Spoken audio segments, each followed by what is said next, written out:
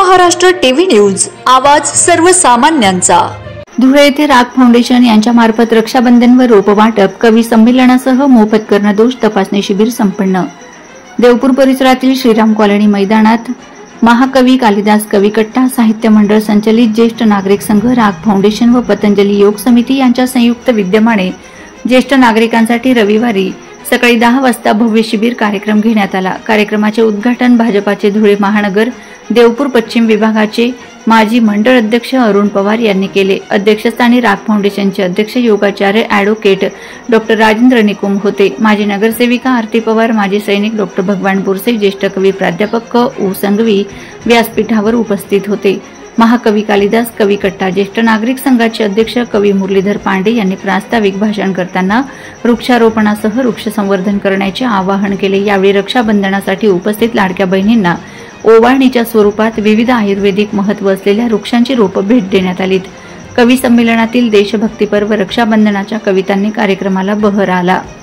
यावेळी कर्णदोष असलेल्या ज्येष्ठ नागरिकांची कविता स्पीच अँड हिअरिंग क्लिनिकचे संचालक डॉक्टर राहुल साळुंखे यांनी मोफत कानाची तपासणी केली। गरजूंना श्रवण यंत्राबाबत सविस्तर माहिती देण्यात आली।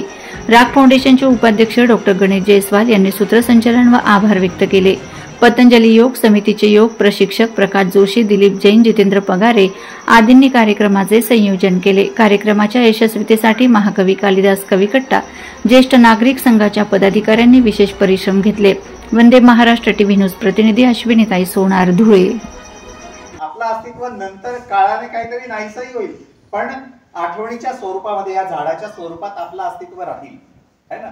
रहे ना रहे हम महका करेंगे, तर त्या पद्धतीने तर म्हणून या झाडांची सुद्धा काळजी घेणं, वृक्षारोपण करणं ही सुद्धा तितकीच काळाची गरज आहे।